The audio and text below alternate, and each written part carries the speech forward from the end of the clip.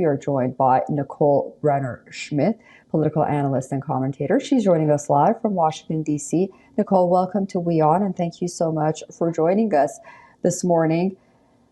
So Republicans and some Democrats actually are very concerned that this wasn't the right path to take on the part of Alvin Bragg in trying to indict Donald Trump for what is essentially a misdemeanor charge that Bragg tries to resurrect out of the blue, foregoing statute of limitation issues and bringing this to the forefront all of a sudden. What are your thoughts?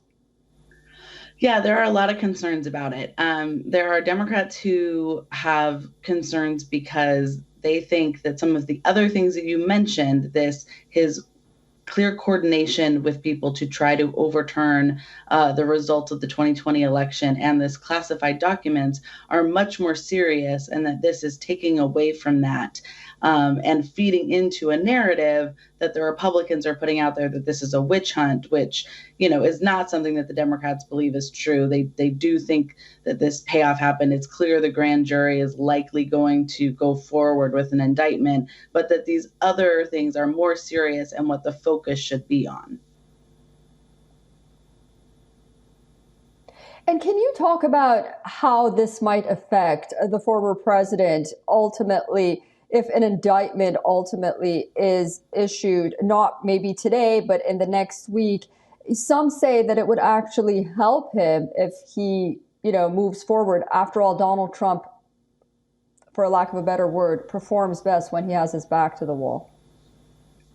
Right. There's a lot of people that think this gives him an opportunity to have his bravado. We saw him go on TV last week and say, they're coming for you. They're just, I'm in their way, which, what they're coming for the American people on, if they're paying off former lovers, is a mystery to the Democrats. But he's making it clear that he's going to make himself sort of this martyr. And, he famously had a quote that he could shoot someone on Fifth Avenue and his people would still love him. And thus far, that's held up with a base of the Republican Party. So what we're looking at here is a Republican Party that is having an internal struggle right now of where are they going to fall. And we're seeing a lot of the congressional leaders, while they clearly prefer not to talk about it, ultimately are endorsing him. We've seen a couple go with DeSantis. This is an internal dilemma for their party that they are going to have to decide, do they draw a line somewhere and do they start to lift up other leaders? I mean, we saw every Secretary of State candidate the Republicans had that was an election denier lose in 2022. I mean, yes, they seem to think they need to do this in their base to win primaries, but it's not helping them win generals. So the Republicans got to decide, where are they going as a party and who are they going to have be their leader?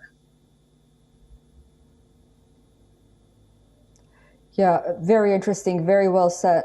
A nuanced point, definitely. And I think it was very interesting that he did call for protests, and we have not seen that kind of mass protest, at least from his supporters downtown in Manhattan, at least not for now. Nicole Brenner-Schmidt, thank you so much for joining us on WION, and I do look forward to speaking to you again very soon. Thank you so much.